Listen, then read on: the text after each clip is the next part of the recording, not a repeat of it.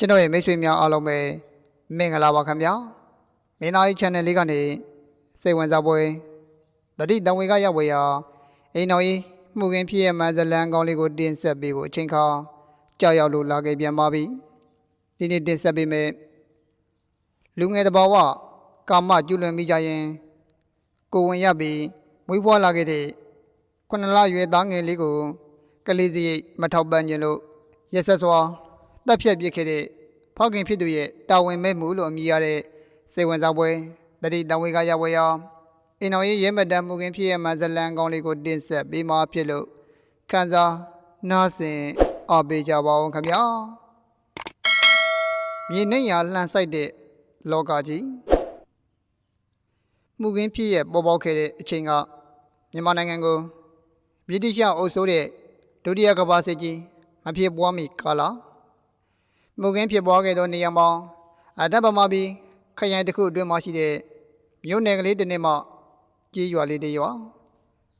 တနေ့သောအချိန်မှာထိတ်လန့်စိုးရင်ပွေရာထူးဆန်းစွာမှုခင်းဖြစ်ရတစ်ခုပေါ်ပေါက်လာခဲ့တာကအညာမြေရဲ့အညာနွေအပူရှင်ဟာညာဘိုင်းကိုတိုင်အောင်ပူလောင်အိုက်ဆက်လျက်ရှိနေစေဖြစ်ပါတယ်စံသစ္စာလာကလေးရဲ့အယောင်ကလေးမိမ့်မိမ့်ပြပြရည်ရည်လေးတောင်ရွာရဲ့အစွန်းဘက်ဘုံကျောင်းဝင်းနဲ့တုတ်တန်ကွင်းဆက်အနီးမှာရှိတဲ့ဒေါ်ရီဘုံနဲ့မလောင်ငွေတို့တာမိနေထိုင်ရာအင်္ဂလိပ်မှာလည်းလာရောင်ရည်ရည်အောက်မှာအေးစစ်စစ်တိတ်ဆိတ်ညင်တယ်လျက်တောင်မလောင်ငွေမှာလည်းသားရွယ်ကလေးငယ်ကိုပိုက်ထွေးလို့အိမ်ထဲမှာအိမ်ရသည်မှာအိုက်ဆက်ဆက်ရှိတာကြောင့်ကလေးငယ်ကိုပွေ့ချပြီးအိမ်ရှိကိုထွက်လာခဲ့ပါတယ်ညအချိန်ဖြစ်တော့လေအေးစီသောချိန်ကာလဖြစ်တဲ့လျောက်ငင်းချမ်းသားရသောကြည်လက်တော်ရတူမှာတွေ့တော့ပူပန်စရာဆိုတာကလည်းစိုးစင်းမှမရှိမလောင်ငွေဟာအိမ်ရှိကပြင်းမရှိတဲ့လွှာဆောင်ပါလေးကိုခင်းပြီးလက်အိတ်လို့ကလေးကိုနှုတ်တိုက်ရင်လင်းငင်းခံလျက်မိတ်နေပါတယ်လက်ကွင်းရိုးပြက်တို့ကိုဖြတ်တန်းပြီးတိုက်ခတ်လာတဲ့နှွေးရဲ့လင်းငင်းကလေးကလည်းမလောင်ငွေတို့သားမိတ်တွေပူအိုက်ချင်းမှတရင်ကောင်းအပြင်တက်တာစီတာကလည်းအမှန်ပဲဖြစ်ပါတယ်မလောင်ငွေဟာကလေးကိုနှုတ်တိုက်ရင်လင်းငင်းခံလို့မိတ်နေရမှမိခင်နဲ့အိပ်ပျော်သွားခဲ့မိတယ်အချိန်ဘယ်လောက်ထိကြောင်အိပ်ပျော်သွားမိတယ်မသိမလောင်ငွေတို့သားမိအိပ်နေတော့အရှိကပြင်းဝါကြံကင်းမှာတိတ်ငနဲ့လှုပ်သွားတယ်မလောင်ငွေမှာလည်းကျမ်းပြင်းရဲ့လှုပ်ရှားမှုကြောင့်ဖြက်ကနေလန့်လို့လာခဲ့တယ်ထိုချိန်မှာစံပခလောက်ကွေးကွေးလေးမှာလည်းကိုဝင်ငုံရှိုးသွားပြီးဖြစ်လို့အလင်းရောင်ကင်းမဲ့ကပဝင်းကျတစ်ခုလုံးအမောင်တုကသားလျင်လွှတ်မိုးရောက်ရှိနေပြီဖြစ်ပါတယ်မလောင်ငွေဟာအလင်းရောင်ကင်းမဲ့နေတော့အမောင်တုထဲမှာမျက်လုံးကိုအာယူလို့ဖွင့်ကြည့်လိုက်အောင်လူမရဲ့နေဘေးမှာကြီးမားသောလူရည်တဲ့အရေးမေးကြီးတစ်ခုကအုံမိုးနေတာကိုတွေ့လဲရပါတယ်မလောင်ငွေကအထိတ်တလန့်နဲ့လက်အိမ်နေရာမှာလူလဲလို့ထရံအတွက်ပြင်ဆင်လိုက်စမှာပဲလူရည်တဲ့လူမဲကြီးမှာအရှိကပြင်းပေါ်မှာလွှာကနေခုံအုပ်ဆင်းပြီးဘုံကျောင်းဝင်းနဲ့တုတ်တန်ကွင်းဆက်ဘက်ကိုထွက်ပြေးသွားပါတယ်မလောင်ငွေမှာလည်းကြောက်လန့်ပြီးကြက်တီတီလို့ကျင်နေပြီးခဲ့ရမှသူ့ရဲ့ဘေးမှာတိတ်ထားသောသားငယ်ကိုတတိယလို့စမ်းကြည့်လိုက်အောင်သူ့ရဲ့ဘေးမှာတိတ်ထားသောသားငယ်ကိုစမ်းလို့မတွေ့တော့မလောင်ငွေဟာစိုးရိမ်ဝင်ထူသွားပြီးအမောင်ထဲမှာပဲကပြင်းကျန်းကဲတစ်ခုလုံးကိုအနှံ့စမ်းပြီးတော့ရှာဖွေကြည့်တော့လေကလေးငယ်ကိုတော့လုံးဝမတွေ့ရတော့မလောင်ငွေမှာသူ့ရဲ့နေမှာကလေးငယ်မရှိတော့တာကိုတီးလဲရတာနဲ့တပြိုင်နက်အမေလာပါဦးကလေးမရှိတော့ဘူးလှုပ်ကြပါအောင်တော့ကျမကလေးမရှိတော့ဘူးလာကြပါအောင်ရှင်ကျမကလေးပါသွားပြီမလောင်ငွေရဲ့ငိုယိုအိုဟိတန်ကတိတ်ဆိတ်သောညချိန်မှာရရွာကလေးရဲ့ပဝန်းကျင်ကိုချောက်ချောက်ဖွေရာလွှမ်းမိုးသွားခဲ့တယ်မလောင်ငွေရဲ့မိခင်တော်အေးပုံမှာလည်းအလန်တကြောင်အိယာတွေကထပ်ပြီးတော့မိခွက်ကိုထွင်းလို့အိမ်ထဲကထွက်လာခဲ့ပါတယ်မလောင်ငွေမှာရင်သွေးပြော်သောမိခင်တယောက်ရဲ့ဆိုရင်ပူပန်မှုနဲ့တကြွကြွအော်ဟစ်ငိုကြွေးနေပါပြီအမလေးလုံကြပါဦးကျမကလေးပါသွားပါပြီတော့ကျမကလေးကိုကယ်ကြပါဦးရှာပေးကြပါဦးတိတ်ဆိတ်မောင်းမိုက်နေသောညအချိန်မှာမလောင်ငွေရဲ့စူးစူးဝါးဝါအော်ဟစ်ငိုယိုတမ်းမှာကြားရသူတို့အတွက်စိတ်သက်ချောက်ချစေအောင်မလောင်ငွေရဲ့စိတ်သက်ချောက်ချပွဲအောင်အော်ဟစ်ငိုယိုတမ်းကိုကြားကြရတဲ့ဘဝညင်နေများမှာမိမကလေးနဲ့လူငယ်များမှာကြောက်ရွံ့ထိတ်လန့်စောပဲအိမ်ထဲမှာခေါင်းပူပြီးတော့ကုန်နေကြရပါတယ် အင်းကြီးနာချင်းဖြစ်တဲ့လူကြီးတို့မှယောက်ျားတချို့သောဒုဒ္ဒလက်နက်ကိုကင်ဆွဲပြီးမိကွက်လက်နေတံမီများနဲ့အမောတကောရောက်ရှိလာကြတယ်။စုယုံရောက်ရှိလာကြသူများအနက်မှစေရင်ခေါင်းဆောင်ကြီးဦးတုံလည်းအပါဝင်ဖြစ်ပါတယ်။ဦးတုံကမလောင်ငွေကိုဟေးအော်ငိုနေုံနဲ့မပြီးဘူးလေမိငွေရနေကလေးကဘယ်လိုဖြစ်ရတာတော့ဟာအိမ်ရှိမှာကလေးနဲ့အိမ်နေတော့လူလိုရေမမဲကြီးတစ်ခုကအိမ်မော်ကိုတက်လာတဲ့ကျမလန့်လို့ပြီးတော့ကြည့်လိုက်တော့ကလေးကမရှိတော့ဘူးဘာကြီးတို့ရဲ့အေးအဲ့ဒီရေမဲကြီးဆိုတာကဘယ်ဘက်ကိုထွက်သွားတာတော့ဟာပုံကြောင်ဝင်းနဲ့တုတ်တန်ကွင်းဆက်ဘက်ကိုပြေးသွားတာပဲစိန်ကောင်းကြီးဥတုံကစုဝေးရောက်ရှိလာကြသူများကိုမလောက်ငွေညွှန်ပြတဲ့ဘက်ကိုလက်ခံလိုက်တယ်စိန်ကောင်းကြီးဥတုံကိုယ်တိုင်လည်းကြွားသားတချို့နဲ့တူတုတ်တမိကွက်လက်နေတံမီတို့နဲ့ပုံကြောင်ဝင်းနဲ့တုတ်တန်ကွင်းဆက်ဘက်ကိုလိုက်သွားခဲ့ပါတယ်ဥတုံကဟဲ့အောင်လေတဏီရတဲ့ဆွပြီးတော့ဆွမလိုက်ကြနဲ့ဩတတိဝရိယနဲ့လူစုခွဲပြီးတော့လိုက်ပြီးရှာကြစမ်းစိန်ကောင်းကြီးဥတုံရဲ့တတိပြေပြောဆိုတဲ့ကြောင့်ရွာသားများကတုံးလေးတွဲစီခွဲပြီးတော့လူစုခွဲလို့လိုက်ရှာကြပါတယ်ဘုံကြောင်ဝင်းနဲ့တုတ်တန်ကွင်းဆက်ကြားမှာရှိတဲ့တစ်ပင်များအုပ်ဆိုင်နေတော့ဘုံကြီးခုပြဟောင်းကြီးတစ်ခုအနီးကိုရောက်มาတော့စိန်ကောင်းကြီးဥတုံကဟေးဟိုဘနာကလေးငိုတန်လိုကြားလိုက်တယ်အဲ့ဒီဘက်ကိုလိုက်ကြစမ်းကွာရွာသားများလည်းဥတုံညွှန်ပြရဘက်ကိုလိုက်ကြပါတယ်တို့ရတွင်ထိုနေရာတစ်ဝိုက်မှာအုပ်ဆိုင်နေသောတစ်ပင်ချုံမင်းတို့ရဲ့အမောင်ရိပ်ကြောင့်ညင်းခွင်းကမတော်မိကွက်လက်နေတံမီတို့နဲ့ကြိုးစားပြီးရှာဖွေကြတော့လေတစုံတရာသောရိပ်ရောင်ကိုမှမတွေ့ရတဲ့ပြင်ကလေးတန်တဲ့တူသောအတန်ပလန်ကိုလည်းဆက်ပြီးတော့မကြရတော့ပါရွာသားများကလည်းကလေးတန်ကဲ့သို့ကြားလိုက်ရတော့အဆိုပါနေရာတစ်ဝိုက်ကိုပတ်စိတ်တိုက်ပြီးတော့ရှာဖွေကြပါတယ်ထိုချိန်မှာကလေးကိုရှာဖွေနေကြသောရွာသားများထံကိုထပ်မံပြီးတော့ရောက်ရှိလာတာကလူငယ်လူရွယ်တချို့နဲ့တူရွာသားတူဖြစ်သူမောင်ပန်းမွေပဲဖြစ်ပါတယ်မောင်ပန်းမွေကိုစိန်ကောင်းဥတုံကဟဟဲ့အောင်မောင်ပန်းမွေမင်းမသိသေးဘူးလားအခုမလောင်ငွေရဲ့ကလေးပျောက်သွားလို့ကွာ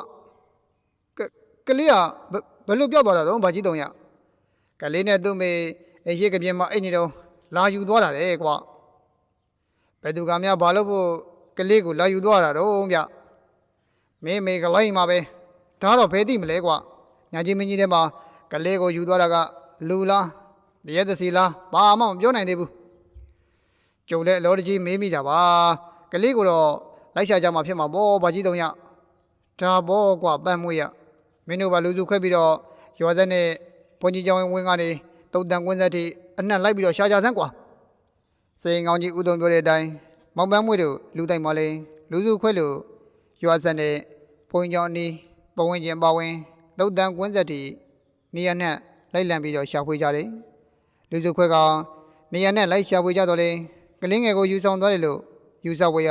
ခြေရလက်ရနဲ့ကလေးငယ်ရဲ့အစနောက်ကိုလုံးဝမတွေ့ကြရအောင်အရှိကပြင်းမှာအတူအိတ်ဆက်နေခဲ့မိစဉ်ရင်သွေးတန်းငယ်ကိုရင်ကုန်ထဲမှာဆွဲယူသွားခြင်းခံလိုက်ရရှာတော့မလန့်ငွေတယောက်မှာတော့တန်းငယ်ပြောဆုံးသွားခြင်းအတွက်ပရမီလူအယူတယောက်လိုဖြစ်နေရပါပြီစိန်ကောင်းကြီးဥတုံနဲ့ရွာသူရွာသားများမှလည်းတရင်တစ်ခါမှမကြဘူးတော့အောင်ထူးဆန်းစွာကလေးပြောဆုံးသွားမှုအတွက်မတွေးတတ်အောင်အစင်းစားရခံနေကြပါတယ်ကြေးရွာတွေမှာရှိတဲ့မိမနဲ့ကလေးတငယ်တို့မှလည်းရွာဆိုရင်တုတ်တန်ကွင်းဆက်ဘက်မှာရှိတဲ့အင်းဒီမှာညချိန်အရင်မဲကြီးတစ်ခုကကလေးငယ်ကိုယူဆောင်သွားတယ်ဆိုတော့ဖြစ်ပျက်ကိုကြားသဖြင့်သတိတည်းဖြစ်မလားဆိုတော့တွေးတော့ယူဆပြီးသူရင်ကြောင်းလက်မှုကြောင့်ညချိန်မှာအိမ်ပြင်ကိုမထွက်ရကြတော့ပါဟိုရခင်ကညချမ်းအချိန်တို့မှာကလေးတငယ်တို့ဝိုင်းဖွဲ့စောကစားတဲ့နဲ့လူရွယ်ကလာသားတို့ရဲ့ပလွေတရှင်တို့နဲ့လာရဆုပ်ပြေခဲ့တော့ကြေးရွာကလေးမှာညချိန်မှာကလေးပြောက်ခဲ့တော့ဖြစ်ရကြောင်းယခုအခါလာရဆုပ်ပြေမှုကင်းလျက်ငင်းငင်းသက်သက်တိတ်တိတ်ဆိတ်ဆိတ်အချိန်ကကလေးငယ်ပြောက်ဆုံးပြီးခဲ့တဲ့နောက်5 ရက်ကိုတော့ရောက်လာခဲ့ပါပြီစိန်ကောင်းကြီးဥတုံနဲ့ရွာသားများမှာမလငွေရဲ့ပြောက်ဆုံးသောတာငယ်လေးကိုတက်တဲ့သမျှကျူးစားလို့လိုက်လံရှာဖွေခဲ့ကြတော့လေအစနာတော့မတွေ့ကြရပါအေးစီသောအချိန်ကာလမှာ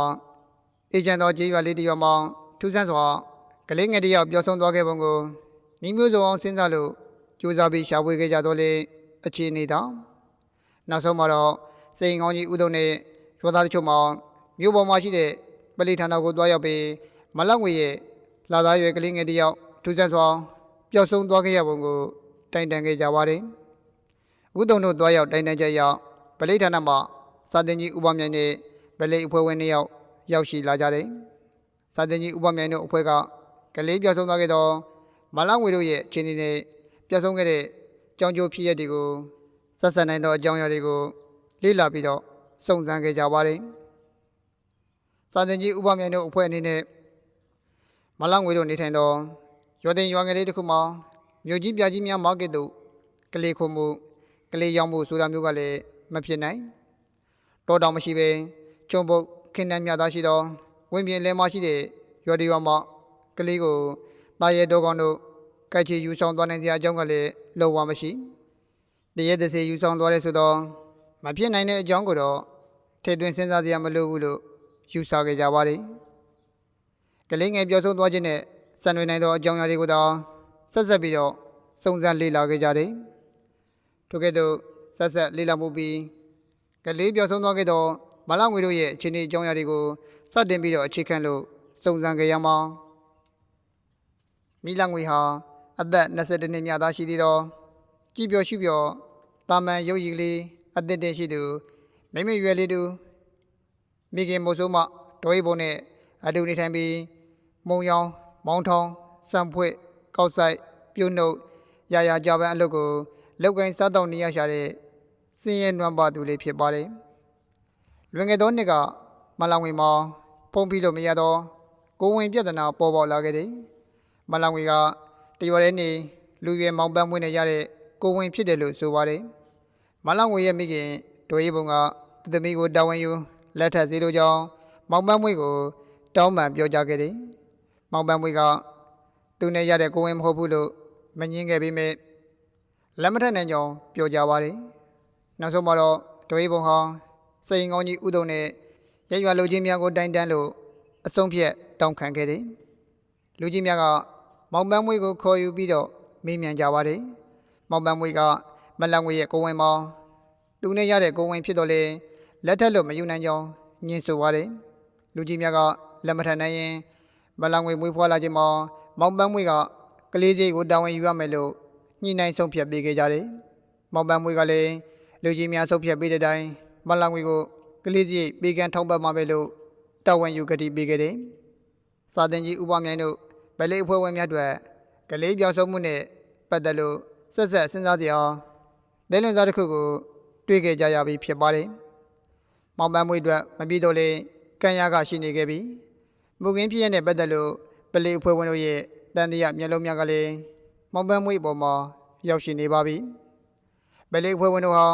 မောင်ပန်းမွေးရဲ့သွာလာလှုပ်ရှားမှုများကိုစောင့်ကြည့်လေ့လာပြီးမောင်ပန်းမွေးကိုစိန်ကောင်းဥတုံရဲ့နေအိမ်ကိုခေါ်ယူပြီးတော့မေးမြန်းခဲ့တယ်။တကောင်သားကြီးမောင်ပန်းမွေးကလည်းအိန္ဒိယရပါသူနဲ့မလောက်ငွေတို့ကိုဝင်ရရှိခဲ့ပြီးကလေးစီဘေးရန်တာဝန်ယူခဲ့သည်မှာမှန်ကန်ကြောင်းကလေးပြောက်ဆုံးတဲ့ကိစ္စကိုသူအနေနဲ့တစုံတရာမှမသိရကြောင်းကလေးပြောက်ဆုံးတဲ့နေ့ကစိန်ကောင်းကြီးဥဒုံပါဝင်ရွာသားများနဲ့ဝိုင်းဝန်းပြီးတော့လိုက်လံရှာဖွေပေးခဲ့ကြောင်းအစစ်ခံခဲ့ပါတယ်။ဗလိဖွဲ့ဝင်တို့ကလည်းလူဝဲချိန်မှာထပ်မံခေါ်ယူပြီးတော့မိမြန်နိုင်ရန်အတွက်မြည်သည့်နေရာကိုမှတော့ခွာမသွားစေရန်အတွက်မှာကြပြီးမောင်ပန်းမွေးကိုပြန်လွှတ်ထားရတယ်။ဗလိဖွဲ့ဝင်တို့မှာမောင်ပန်းမွေးပြောဆိုတာကိုယုံကြည်လက်ခံခြင်းမပြုဘဲသူ့ပေါ်မှာအာယုံစုစိုက်လျက်ပြည်ရည်တိုးသိစွာစောင့်ကြည့်ပြီးတော့ဆက်လက်ဆုံးစမ်းမှုကိုပြုလုပ်ခဲ့ကြပါတယ်။မောင်ပန်းမွေးမှလည်းအင်းဒီမပြတ်ဆက်လက်သွာလာနေထိုင်လျက်ရှိတယ်။သို့တော့သူ့ရဲ့သွာလာလှုပ်ရှားမှုမှာအနေငယ်ထူးခြားတယ်လို့စိန်ကောင်းကြီးဥဒုံတို့ကတတိထားမိခဲ့ကြပါတယ်။ဗလိဖွဲ့ဝင်တို့ရဲ့အမြင်ကလည်းဥဒုံတို့နေတူပါပဲ။နောက်တဲ့နေ့ရက်ခန့်ကြာမှစာတင်ကြီးဥပမြိုင်နဲ့ဗလိအဖွဲ့ဝင်တို့ကမောင်ပန်းမွေးကိုဗလိဌာနကိုခေါ်ယူပြီးတော့စစ်ဆေးခဲ့ကြတယ်။ဗလိဌာနကိုရောက်တာနဲ့တပြိုင်နက်မောင်ပန်းမွေးမှာအမူအရာပြက်ပြီးတော့ကဏမငိမ့်ဖြစ်လျက်ရှိနေပါပြီ။ဗလိဌာနတွင်မှာမောင်ပန်းမွေးကိုစာတင်ကြီးဥပမြိုင်ကကဲငါတို့အကုန်သိထားပြီပန်းမွေးမင်းအမှန်တိုင်းပြောမလားကွာဟမ် ဘာကိုမှန်တိုင်းပြောရမှာတော့ဗျဘာကိုပြောရမလဲဆိုတာမင်းသိပါတယ်မလောင်ဝင်ရဲ့ကလေးကိစ္စပေါ့ကွာရှင်းရှင်းပြောရရင်တော့မင်းရဲ့ကလေးကိစ္စပဲပေါ့ကွာမောင်ပန်းမွေးဟာအတန်းကြမြောက်တွေ့ဝေစဉ်းစားနေပြီးတဲ့နောက်ကလေးကိုကျုပ်တို့ကျွန်တော်တို့တတ်လိုက်မိပါတယ်ဟုတ်ပြီအဲ့တော့မင်းအမှန်တိုင်းပြောမလားကွာဟုတ်ကဲ့အမှန်တိုင်းပြောပါမယ်ဒါပေမဲ့ကလေးကိုတတ်တာကကျွန်တော်မဟုတ်ပါဘူးဗျဒါဆိုရင်ကလေးကိုတတ်တာကဘာတူလဲကွာကျွန်တော်ရဲ့ဝမ်းခွဲကြီးမောင်မိုးလုံးပါအေးမိုးလုံးကကလေးကိုဘာဖြစ်လို့တတ်ရတာတော့မင်းကခိုင်းလို့လားကွာဟုတ်ပါတယ်ကျွန်တော်ကခိုင်းလို့ပါဒါပေမဲ့ကျွန်တော်ကကလေးကိုတတ်ခိုင်းတာမဟုတ်ပါဘူးခိုးရုံနဲ့ခိုးခိုင်းလိုက်တာပါစာတင်ကြီးဥပမာကမောင်ပန်းမွေးကိုဖြစ်စဉ်ကိုအစားဆုံးပြန်လည်ပြောပြရန်အတွက်တိုက်တွန်းလိုက်ပါတယ်မောင်ပန်းမွေးလည်းမျက်နှာပေါ်မှာချွေးစားများကိုလက်ဖက်မိုးနဲ့ပွတ်တက်လို့တုပ်လိုက်ပြီးအစားကနေပြောရရင်ကျွန်တော်နဲ့မလောင်ငွေကဒီပါလေသားချင်းငွေပေါင်းကြီးပေါ်တွေပါမလောင်ငွေတို့ကစင်ရဲနွမ်းပါရှာပါတယ်ကျွန်တော်ပေါ်မှာလည်းခင်မင်အောက်ကိုရှိခဲ့ပါတယ်မလောင်ငွေနဲ့ကျွန်တော်ဟာခင်မင်ယင်းဤဆက်ဆံခဲ့ကြရာကကိုဝင်ရှိသွားခဲ့ပါတယ်ကျွန်တော်အနေနဲ့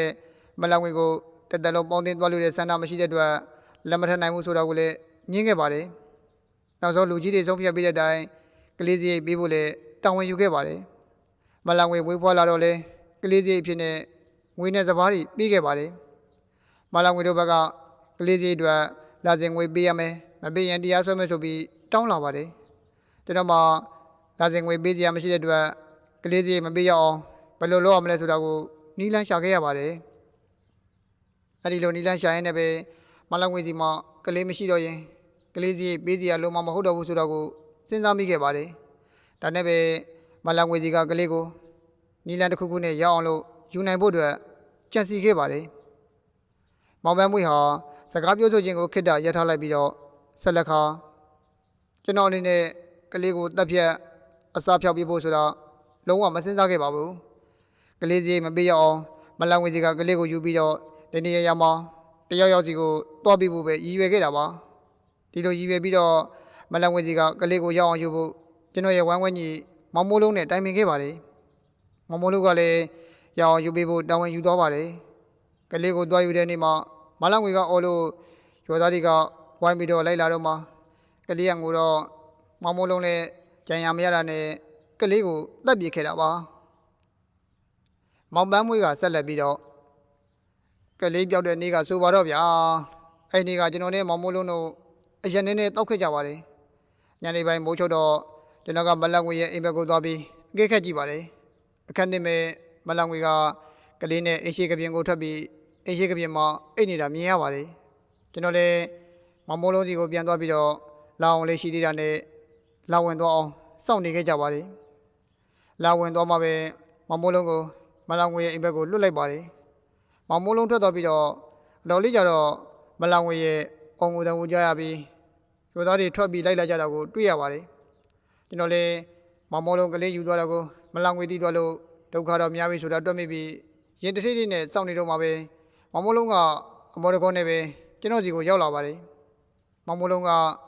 ကလေးကိုသွားယူတော့ကမလောင်ငွေအော်လို့ရွာသားတွေလိုက်လာတဲ့အချိန်မှာကလေးကထောင်းကိုလို့ဘယ်လိုမှမကြံတတ်ပဲ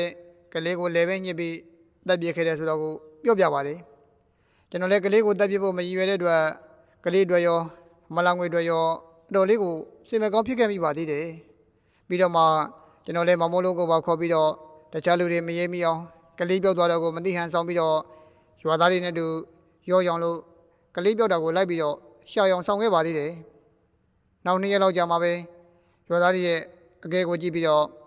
မိုးလုံးလည်းပဲညှစ်တက်ပြီးဘုန်းကြီးကျောင်းကူပြတ်ထဲမှာဖွက်ထားတဲ့ကလေးလောင်းကိုယူပြီးတော့ရကင်းထဲမှာမြုပ်ပြီးခြေရလက်ရမတွေ့အောင်လုပ်ခဲ့ကြပါတယ်စာတင်ကြီးဥပမာတို့လည်းမောင်ပန်းမွေးရဲ့ထွက်ဆိုချက်အရမောင်မိုးလုံးကိုဆက်လက်ဖမ်းဆီးပြီးတော့စစ်ဆေးခဲ့ကြပါတယ်မောင်မိုးလုံးမှလည်းဖုတ်ဖိညင်ခွဲခြင်းမပြုနိုင်တော့ပဲသူ့ရဲ့ဝမ်းခွဲကိုတော်ဆက်သူမောင်ပန်းမွေးကမလောင်ငွေထမကလေးငယ်ကိုယူခံကြောင်းကလေးပြောက်ဆုံးတဲ့နေ့ကညစ်နဲ့လာဝင်ခြင်းကိုစောင့်ပြီးလုံကြီးကိုကောင်းမိချုံလို့ အရှိကပြမအိနေတော့မလငွေထက်မှကလေးငယ်ကိုသွားရောက်ခိုးယူခဲ့ကြောင်းကလေးကိုသွားပြီးတော့ခိုးစဉ်မလငွေကလန့်လို့ပြီးအော်ဟစ်အကူကြီးတောင်းတို့ရွာသားများဝိုင်းပြီးတော့လိုက်သဖြင့်ရွာပြင်ဘုန်းကြီးကျောင်းဝင်းနဲ့တုတ်တန်ကွင်းဆက်ဘက်ကိုထွက်ပြေးခဲ့ရကြောင်းဘုန်းကြီးကျောင်းဝင်းနဲ့တုတ်တန်ကွင်းဆက်ကြရှိတစ်ပင်အိုဆိုင်နေသောဘုန်းကြီးကူပြဟောင်းနီးမှာပိုအောင်နေသည်မှာရွာသားများနီးကပ်လာချိန်မှာကလေးကအိပ်ပျော်နေရမှနိုးလာပြီးထောင်ငိုကြောင်းလိုက်ရှာသောရွာသားများနီးကပ်လာချိန်မှာကလေးကငိုသဖြင့်ဘယ်လိုမှမကြံတတ်တော့ပဲ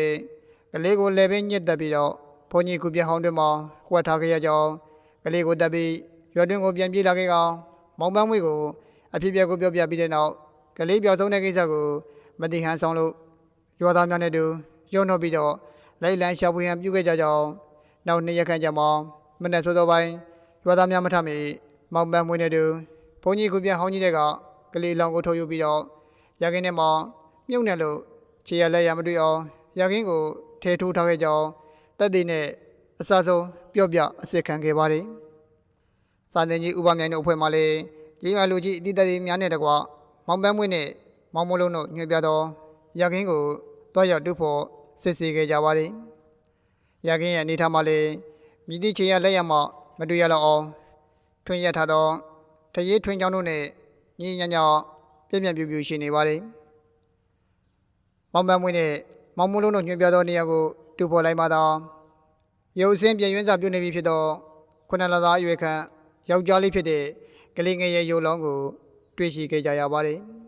။ဒုလောနဲ့တွေ့တော်ခဲ့ကြသောရွယ်သူရွယ်သားတို့မှလည်းဖြည့်ရမှန်ကိုတွေ့မြင်လိုက်ကြပြီဖြစ်တဲ့ကြောင့်စုတ်သက်ရင်မောတန်တော်ဖြစ်ကြရပါတယ်။ညချိန်မှာကလေးငယ်ကိုခိုးယူသွားခဲ့သည်မှလည်းတရေတစီအကောင်းဆိုးဝါးများမဟုတ်ပဲကလေးငယ်တို့တာဝန်ယူစီမပေးလို့ကြံစီမိခဲ့သောကလေးငယ်ရဲ့ဖောက်ခင်တော့မဟုတ်ကလေးငယ်နဲ့သက်ဆိုင်သူလူသားစင်စစ်ဖြစ်သူတူများသောအပြစ်မဲ့သောကလေးငယ်ကိုတာဝန်ယူစီမပေးလို့သည်ဖြင့်နီလမမှန်ကြံစီခဲ့သောမောင်ပန်းမွေနဲ့မောင်မိုးလုံးတို့ပေါ်မှာလည်းဝေဖန်ပြစ်တင်ပြောဆိုလို့မစုံနိုင်ကြောင်းမောင်ပန်းမွေနဲ့မောင်မိုးလုံးတို့နှစ်ယောက်ပူးပေါင်းပြီးကျူးလွန်မိခဲ့ကြသောပြစ်မှုတွေတရားဥပဒေမှပေးရသောပြည်ထံအဖြစ်ထောင်ဒဏ်9နှစ်နဲ့ထောင်ဒဏ်9နှစ်စသဖြင့်